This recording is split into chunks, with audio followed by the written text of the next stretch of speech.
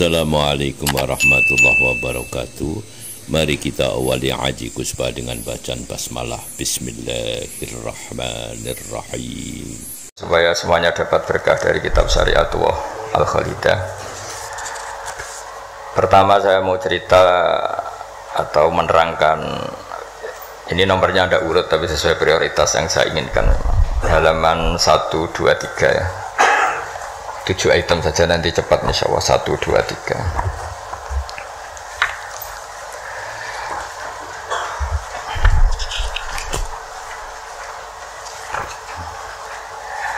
Nah, ini diterangkan di antara makalah ya, mutiara makalah yang disampaikan oleh Sayyid Hasan bin Ali, yaitu cucu Rasulullah SAW.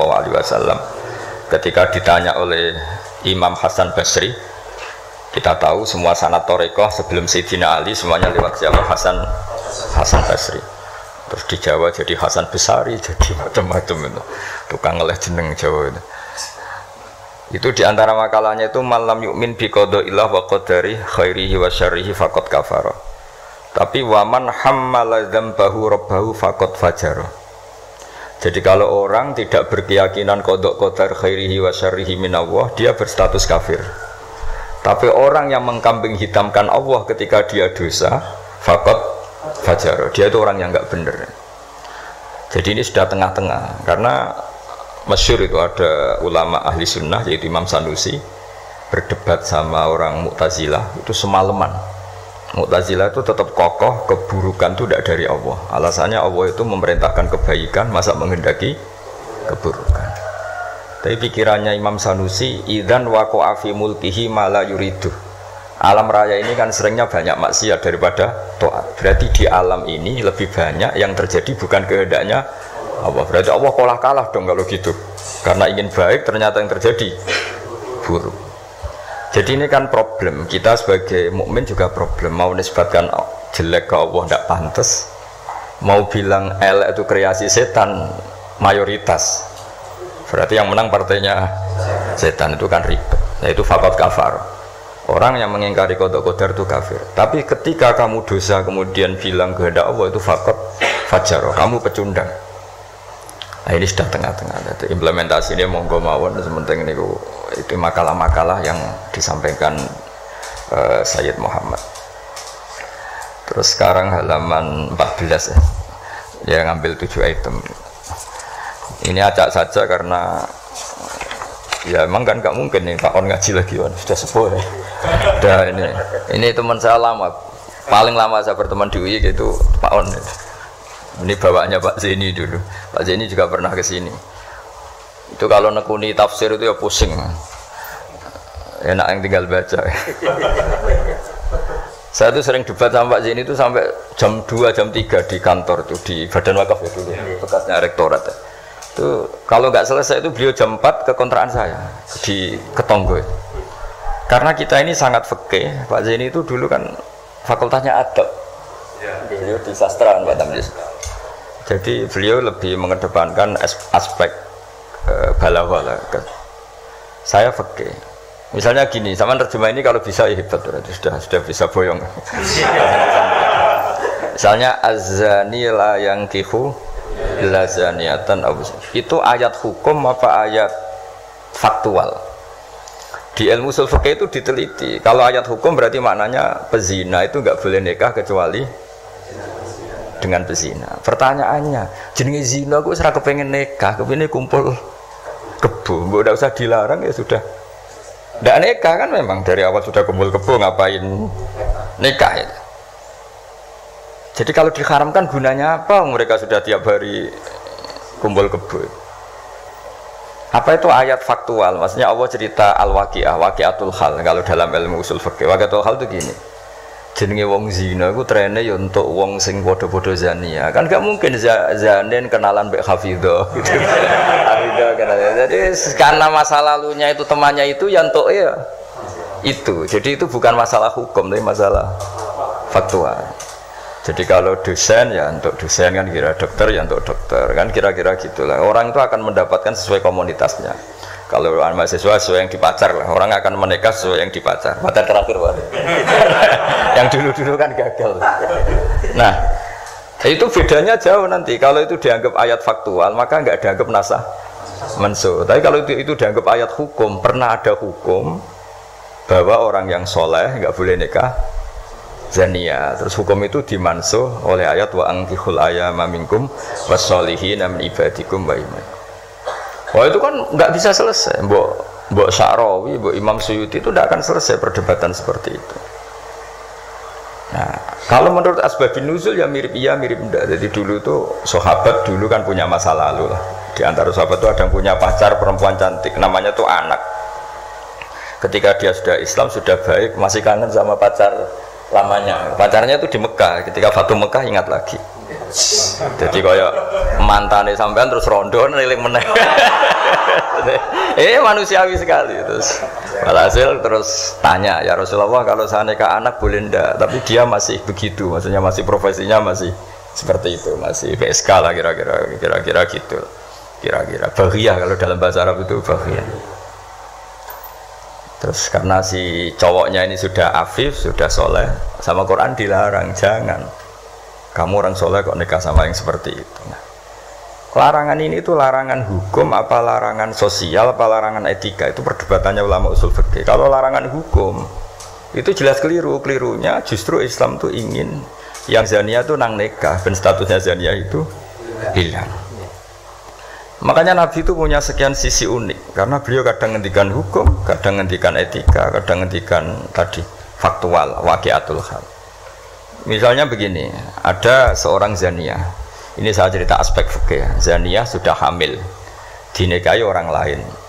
Ini harus melahirkan dulu apa enggak? Hampir semua ulama bilang enggak usah, karena enggak perlu ada apa? Iddah. Untuk zania enggak perlu iddah, karena iddah itu kan untuk nikah yang sah.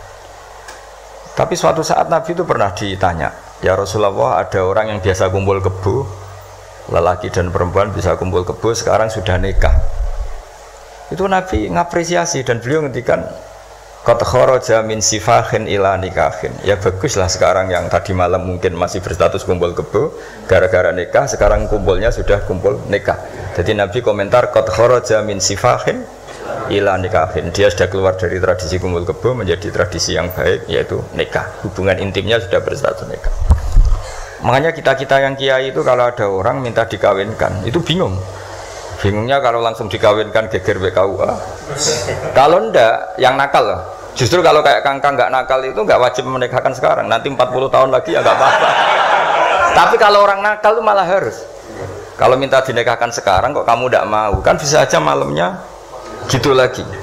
Padahal kalau kamu mau menikahkan, kumpul malamnya nanti sudah halal ya, sudah sah. Tapi kalau kamu ndak nikahkan, kumpul kebo. Dan kuncinya di kamu karena kamu disuruh. Jadi mau tidak mau terlibat. Makanya kalau dalam hukum mengislamkan orang itu nggak ada boleh waktu jeda. Misalnya ada orang kafir tanya, Gus Bak saya syahadatkan. Itu kok saya bilang sudah duduk dulu ngopi dulu. Itu saya ikut murtad. Karena membiarkan dia sekian menit dalam keadaan kafir. Yang saya bisa menghilangkan saat itu juga. Maka harus langsung disyahadatkan. Karena ibqa alal kufri kufrun, menetapkan kekafiran itu. Ya nggak boleh saya mandi dulu atau ngopi-ngopi dulu, nggak boleh, harus langsung. Ibarat gini lah, kafir itu kan taruhannya neraka. Ibarat ada orang kecelakaan, kamu pas pakai celana pendek di jalan, kan nggak boleh kamu tak pakai baju dulu. Sedang dipelindes truk lagi kan, harus langsung. Meskipun anda dalam kondisi yang tidak sempurna. Nah, resikonya tadi pas kamu bikin kopi ternyata orang itu mati, berarti matinya mati kafir. Yang anda kan langsung kamu talqin syahadat, dia mati Islam. Begitu juga orang yang kumpul kebo minta kamu nikahkan sekarang. Kalau kamu nikahkan maka nantinya sudah kumpul nikah. Tapi kalau enggak, nah tapi kalau orang soleh seperti ini biarin aja nggak apa-apa. Jadi orang soleh itu ya ada resikonya karena fikih tidak mengharuskan nang nikahkan itu. Nah itu dibicarakan oleh ulama-ulama itu. Jadi apa? Nah lagi kembali tadi azani la yankihu illa zaniatan aw musyrikah.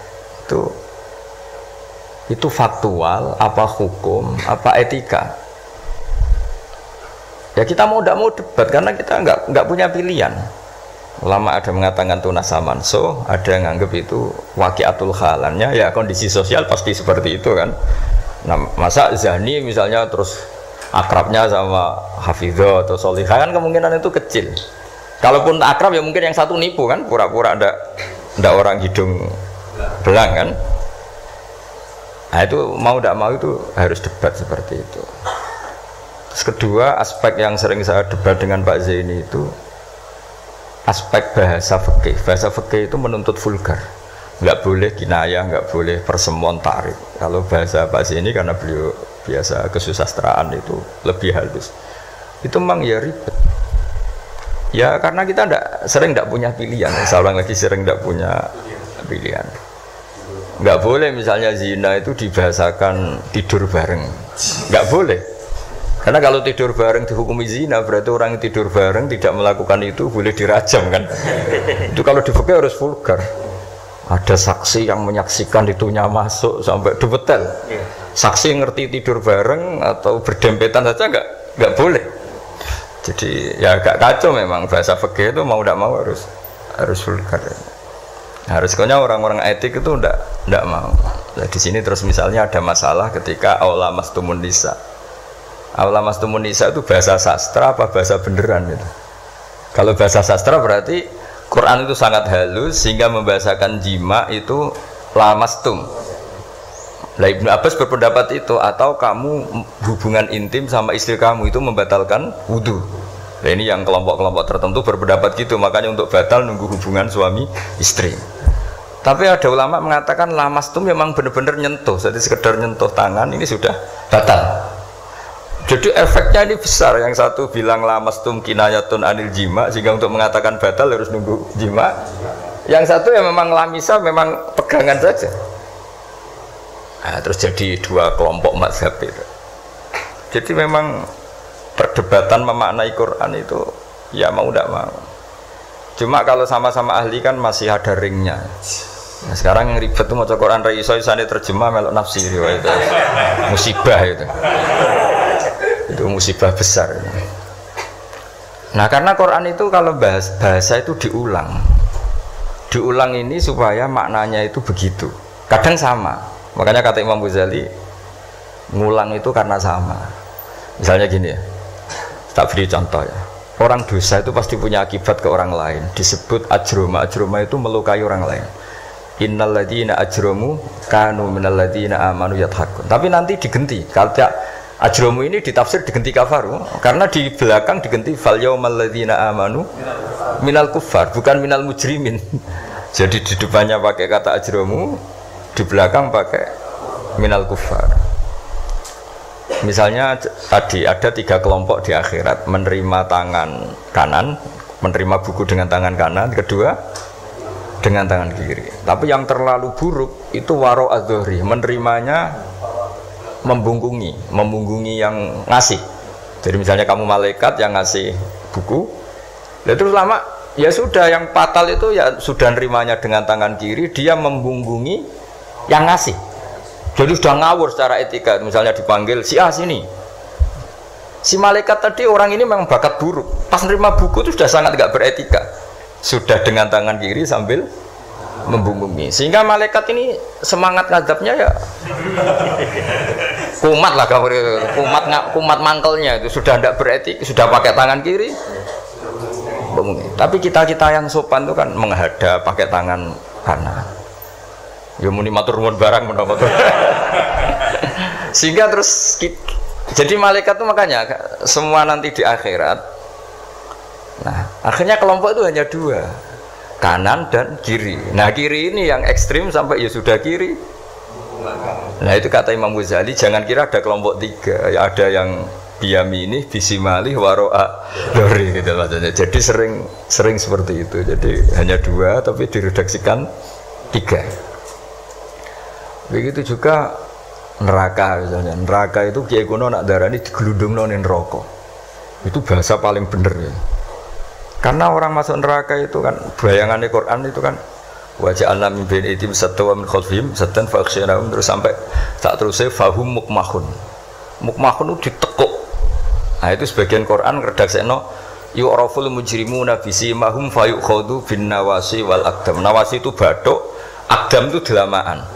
Jadi bathuknya ditekuk ditekuk sampai nyium. Ya gini gambarannya tuh gini, ditekuk gini, ininya diikat sampai kena kaki.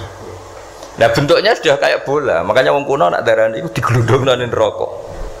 Kamu tidak usah praktek, maksudnya ini cerita. Tapi gambarannya memang gini. Inna ja'alna fi a'naqihim aghlalan.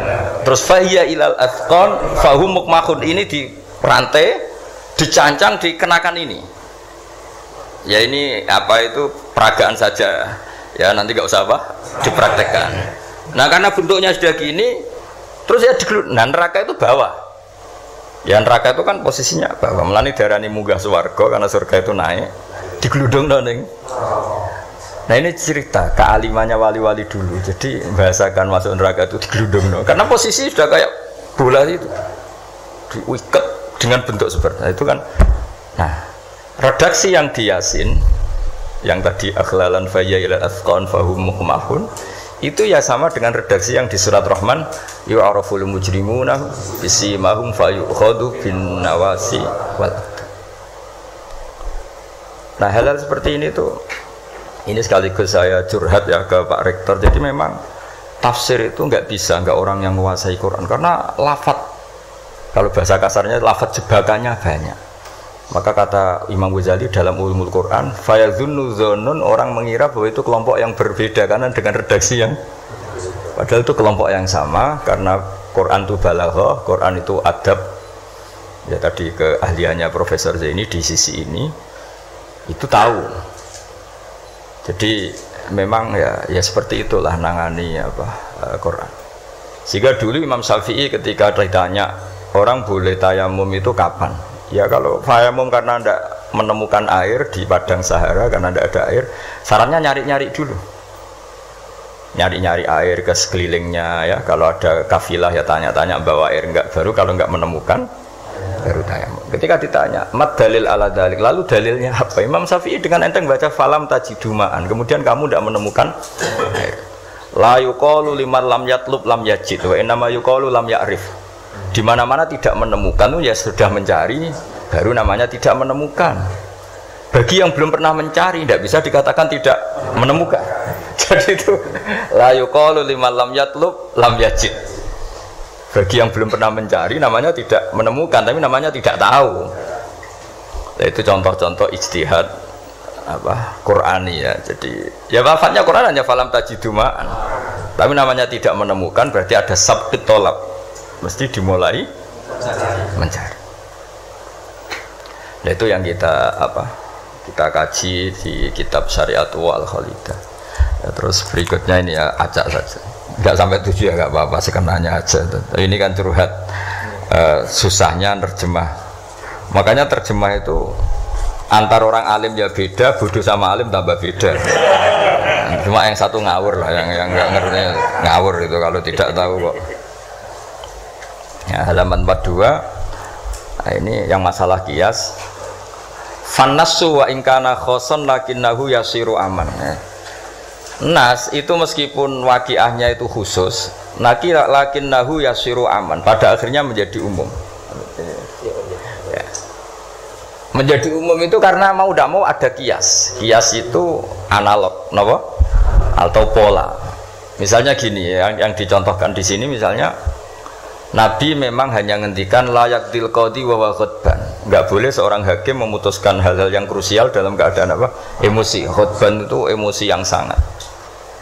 Lalu kiasnya apa? Rektor juga enggak boleh dalam keadaan emosi bikin keputusan. Kiai juga enggak boleh, suami juga enggak. Siapapun enggak boleh. Cuma yang sering bikin keputusan otoritatif itu kan qadhi, hakim. Jika Nabi hanya ngendikan al-qadhi. Lalu ulama mengatakan khutban itu kenapa tidak boleh? Karena orang kalau emosi itu akalnya agak paras lah gitu. Lalu itu tidak harus pas emosi ya. Ulama memasukkan terlalu syahwat ya nggak boleh, terlalu lapar ya nggak boleh, hakin ngempet nguyuh ya nggak boleh, ngempet ngising. Sehingga kata khutban kemudian diganti fi halatin yasu'u khalquhu fiha, dalam keadaan yang dia nggak begitu normal. Di antara gak begitu normal, terlalu syahwat ya nggak boleh, terlalu emosi nggak boleh, terlalu lapar, lalu nahan kencing, nahan BAB dan sebagainya. Itu lafadz itu wan nasu wa in kana khosson nas meskipun khusus yaitu Allah Nabi hanya ngendikan khutban tapi nanti menjadi umum berdasar hukum apa? Qiyas. Nah di sini Pak Ainur Rahim Fakih yang sering kita beda ya. Misalnya ini bukan meng-NO-kan yang Muhammadiyah atau Muhammadiyahkan NO karena kalau kita ini biasa saja. Orang NU ya pasti Muhammadiyah kan umat Kanjeng Nabi Muhammad sallallahu alaihi wasallam. Orang Muhammadiyah ya pasti dengar NU lah karena gerakannya ulama. Masa tidak mendengar ulama? Tapi setelah jadi ormas ini jadi yang NU tidak Muhammadiyah, Muhammadiyah tidak NU. Misalnya kamu NU ditanya Allah, "Akun tamin ummati Muhammad." Ya na'am. Itu bahasa Arab ummati Muhammad itu. Muhammadiyah takok iki anut sapa ya anut ulama. Jadi tapi wong nganggur geger sebenarnya. Nah kita termasuk yang enggak nganggur jadi kan jadi rapati geger. Saya beri contoh ya. Nabi itu ketika habis sholat itu akbala ali Nabi wajih langsung berputar menghadap ke kita. Jadi kalau di Indonesia langsung menghadap ke timur. Itu ada yang mempraktekkan dan itu bagus jelas semua teks hadis seperti itu. Tapi di beberapa hadis itu insorofaan yamini, kadang insorofaan simali. Karena begini, Nabi itu kalau sholat itu orang yang dari 7 kilo, 8 kilo semuanya lari kepengen makmum Kanjeng Nabi.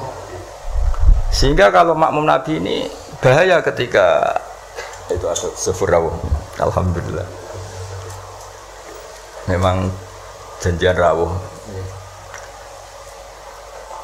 Kersane jejer Pak Tamyiz padha kiai ini. Jodoh berarti kiai tenan. Kiai jejer kiai. Nggih putrane Mbah Mun. Dokter.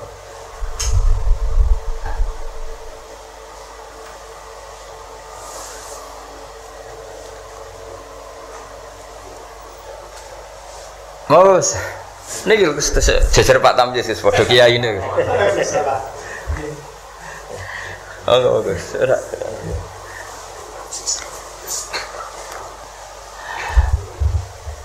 Ya saya teruskan ya. Jadi ternyata di syurahul hadis, para pensarah hadis ketika Nabi menghadap ke timur dan itu ya banyak yang meraktekkan dan menurut saya tidak masalah.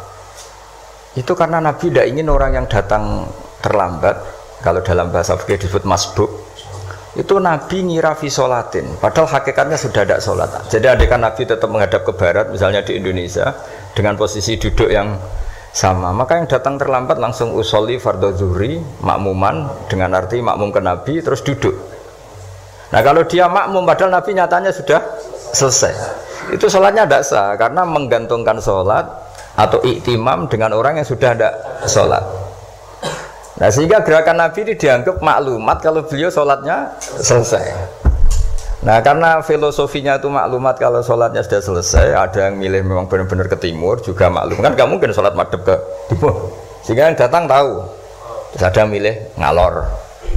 Jadi sebetulnya itu bisa pakai ya kayak orang tahlilan pakai keplok sudah selesai itu kalau sebetulnya bisa pakai apa saja, yang penting memaklumatkan kalau sholatnya itu. Nah, ini yang ngendikan tidak saya, kitab Fathul Bari karangannya Ibnu Hajar Al-Asqalani, Syarah Bukhari paling populer. Nah itu yang disebut Sayyid Muhammad wan nasu wa in kana khoson fa innahu yasirun aman. Ya kayak tadi misalnya laik til qadi wa huwa khutban, kemudian khutban ini memasukkan semua kondisi yang kita kurang fit. Itu tidak boleh bikin apa? Keputusan. Qadi ya juga kita ganti. Tidak harus qadi, Pak Rektor, Pak dosen, seorang suami kalau bikin keputusan jangan dalam keadaan yang khutban atau ngempet nguyuh, ngempet ngising, hakin itu. Kalau dalam bahasa Arab hakinan itu. Nah ini penting saya utarakan karena kalau kita terlalu tekstualis itu nanti kita naik Innova tidak perlu baca subhanalladzi sakhkhara lana hadza. Karena ayatnya itu kan wal khayla wal bighala wal hamira litarkabuha wa zina. Ini tidak ada Innova ini. Ayatnya ya litastawu ala summa tazkuru ni'mata rabbikum idza stawaitum ali wa taqulu subhana. Ini kan jelas litastawu ala zuhur, ini Innova tidak ada zuhurnya, ini tidak ada punggungnya. Jelas ayat sebelumnya tentang wal khayla wal bighala wal hamira litarkabuha wa zina. Nah, jadi kalau terlalu tekstualis maka naik Innova Ferrari itu tidak usah baca subhanalladzi karena ayat ini tentang bighala ya tentang bighala, tentang khimar dan seterusnya. Makanya kajian kitab Syariat wal Khalidah dan alhamdulillah saya khatam dan saya tidak ngira bahwa sebenarnya saya khatam sudah 3 hari yang lalu tapi saya bilang kayak ada wangsit. Ini nanti ada khataman spesial. Lala Pak Rektor mau kesini tanggal 12, saya bilang ke santri-santri ya biar ikut hormat apa khataman. Jadi itu saja, nanti saya mohon curhatnya Pak Rektor. Tadi sudah curhat di teras saya 15 menit Pak. Ya, sekitar 10 menit mungkin ke Sofur 10 menit. Nanti yang dungo ke Mansur.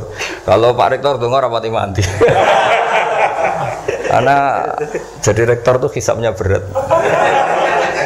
Jadi dosanya itu seneng gaya keputusan, nggak siap jadi objek keputusan. Itu ya mau udah mau memang. Tapi itu bagus kata bapak. Kata bapak, gue kudu wani dadi kiai. Tapi dados kiai ngeten. Wong tawaduk ora mutu jare bapak. Gayane tawaduk, asline mau tanggung jawab. Jadi bapak itu, saya dulu ya heran, kenapa bapak itu lebih suka kancanan wong mlete timbang wong tawaduk. Dulu saya tuh heran. Setelah saya jadi kiai itu, wong mlete itu lebih gampang syukur. Ya, cuma wong sing ra cocok darani ngono iku mlete. Dene wong mlete iku gampang syukur. Lah apa dadi rektor, dadi pegawai negeri ra enak dadi wong biasa ngopi ra ono sing ngekang. Ya sudah, kalau dia caranya syukur seperti itu biarkan saja. Itu kan mletes, mau dadi rektor, mau dadi menteri ra enak, urip kok terikat. Padahal misalnya dekne gelem ya ora ono sing dadekno. Tapi cara dia syukur memang akan ngomong terus seperti itu. Gak enak jadi PNS, jadi rektor ra enak, jadi menteri ra enak. Wong kok terikat, enak jadi wong ini iki, butuh rokokan, butuh ngombe. Dulu saya nganggap orang seperti itu melete. Tapi bapak itu suka sama orang seperti itu. Setelah saya jadi kiai itu tahu ternyata itu bahasa syukur. Ya, iya membela diri ya. Emang dia happy-nya kalau ngomong seperti itu ya. Sing bojone elek ngono, ra enak Gusti bojo ayu dadi sawang-sawangane wong. Terus pokoknya wes sauni-unimu sing penting sudah itu cara dia syukur. Saya tuh belum pernah loh kalah debat orang kecuali sama orang desa itu. Anaknya itu minta motor Pak Rektor, motor, sepeda motor. Enggak boleh, ada orang kaya. Bapaknya ke sini. Anaknya komplain, "Bos, bapakku kok medit. Nunjuk motor ora oleh padahal orang kaya." Bapaknya ke sini itu masuk akal. Anak di pondok tambah goblok. Mergo njuk nukokno motor. Lah kok goblok, Pak? Jenenge donya iku Gus, iku sing lahirno donya. Kok sapi kan manak, wedhus manak. Wong donya kok mangan donya. Motor itu kan beli bensin, nyervis. Jadi orang beli mobil itu goblok terus. Jadi ya profesor, dokter kalau punya mobil cara dia ya goblok. Kiai-kiai yang punya mobil cara dia jenenge donya sing lahirno. Donya kok mangan. Wah. Iki kok pinter juga. Akhirnya, Pak, lah sampean ngene Pak, diteropon Agus Pak motor, itu goblok. Tapi kita menjadi tahu ternyata di balik lugune iku ya ono pinter ya. Meskipun dia pecundang, hanya pecundang itu gak gelem motor nang ndi yo ngetroponakane. Tapi ya intinya hidup itu harus mendengar. Jadi bapak itu senang mbek wong mlete. Nek mbek wong tawaduk itu gak pati. Karena alasannya bapak kon ngimami gak gelem, kon takmir masjid gak gelem, dadi rektor gak gelem. Wis padune mau tanggung jawab, terus engko nek ono salah karek ngritik. Lha iku ora tawaduk wong Indo jare bapak. Nah ini cerita kearifan orang-orang dulu. Jadi orang-orang dulu kelihatannya seenaknya tapi sudah dihitung. Ternyata orang Melite itu ya, iya dia membela dirinya sampai seperti itu. Membela gak gelem mau jadi menteri, jadi rektor, gak enak urip terikat. Ada nanti kan dia gelem ya ndak ada yang nawarin. Ya sudah, tapi cara dia syukur seperti itu. Saya mohon sekali lah ini khataman syariat wal khalidah. Mungkin saya mohon Gus Zofur untuk cerita hubungan Mbah Mun dengan Said Muhammad yang Pak Rektor sama Pak On ini curhat. Monggo secara berurutan kalau mohon sekali supaya semuanya dapat berkah dari Said Muhammad bin Alawi Al-Maliki Al-Hasan. Monggo.